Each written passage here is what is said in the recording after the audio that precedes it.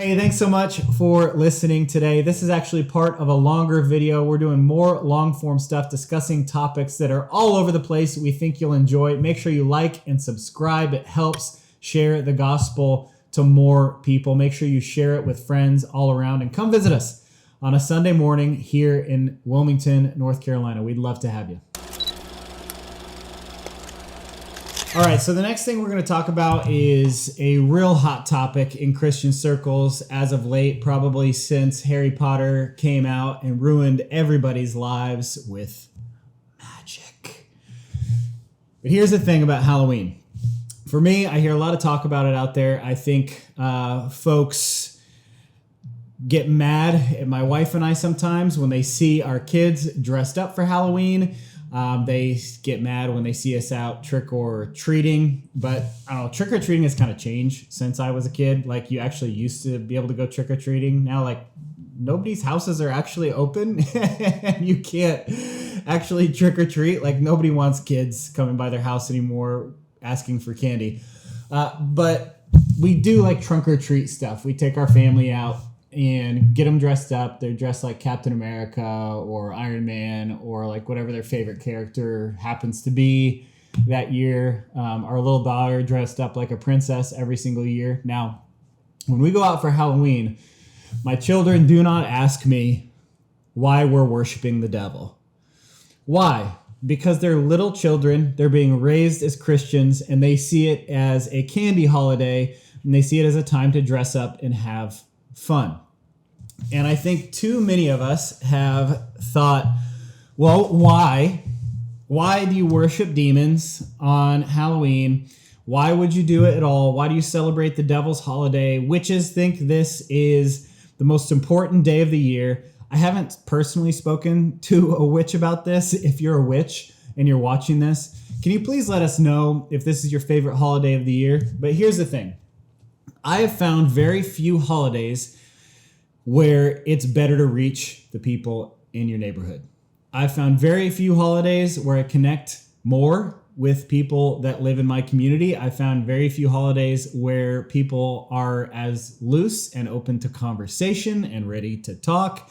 And we've invited people to church. We've prayed for people. We tell them about Jesus. Now, I think it's a sin actually to be afraid of the darkness. But on the other hand, if you were a former witch or warlock and you were actually celebrating this holiday as a pagan festival where you sacrificed goats or whatever crazy witch people do, I would say, yeah, stay in your house, like watch The Chosen or something. But for the rest of the people that don't actually have any attachment to the holiday whatsoever, you can actually look at the history of the holiday. It's actually attached to All Saints Day. There's some weird superstition stuff that got surrounded around it. And I think what we did is we let the world actually have this holiday.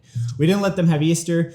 We didn't let them have Christmas, right? Those were both formerly pagan holidays. But here's the thing about what Christianity does. It usurps the authority in these holidays.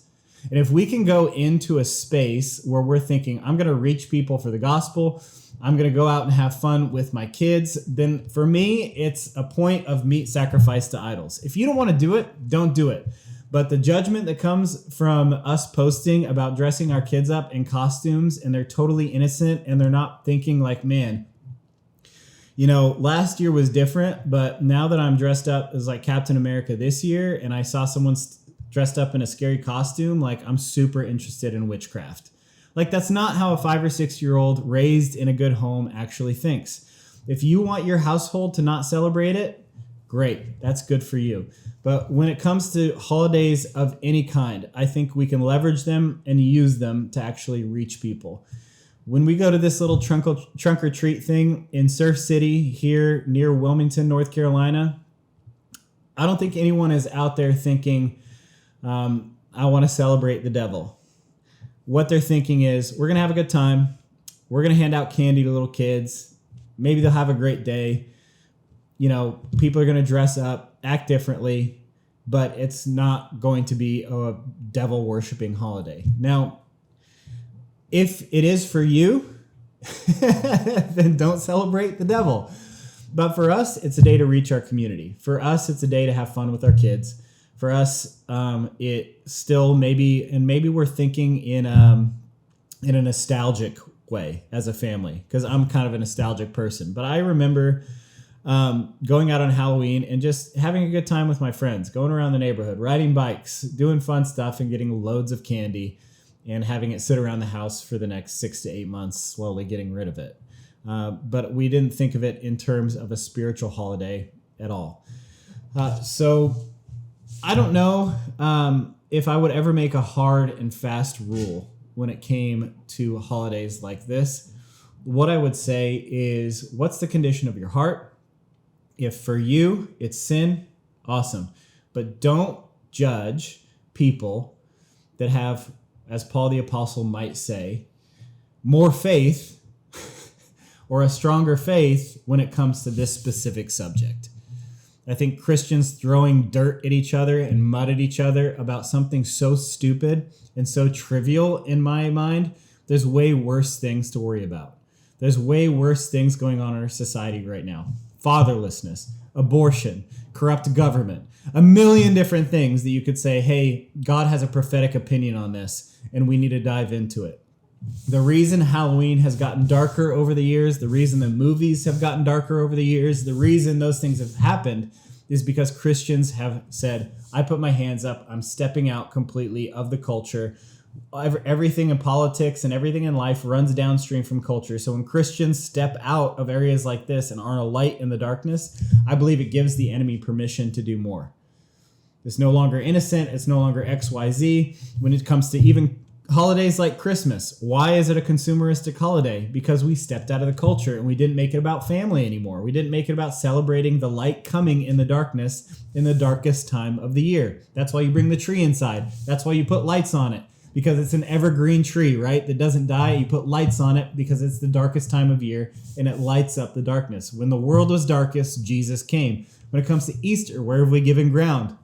We've given ground on a lot of different things. We don't live Easter all year long, so Easter doesn't make a difference. We go to church that Sunday, right? We do the egg hunting thing, which I'm not against, because Martin Luther, I think, actually started the Easter egg hunt thing.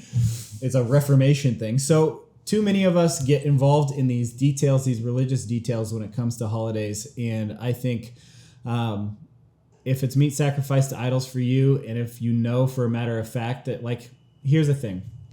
Here's the example I would use. It's like, I'm not gonna celebrate Halloween this year, or like, I'm gonna celebrate Halloween this year, and like a witch coven invites you over, like, you know that's sin, right? But if you go to a trunk or treat with your kids, don't be so hard on yourself.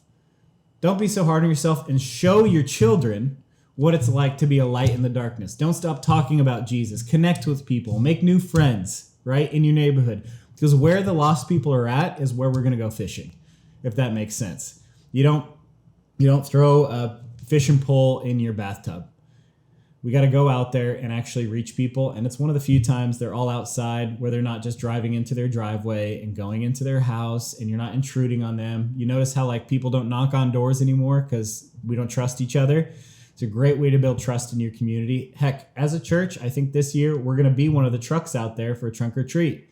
Maybe we'll dress up as Jesus and the disciples. We'll see. But we're going to impact our community in that way. But if it's not for you, it's not for you. Just don't have a super strong conviction on it. And hate me all you like, but Jesus still loves me.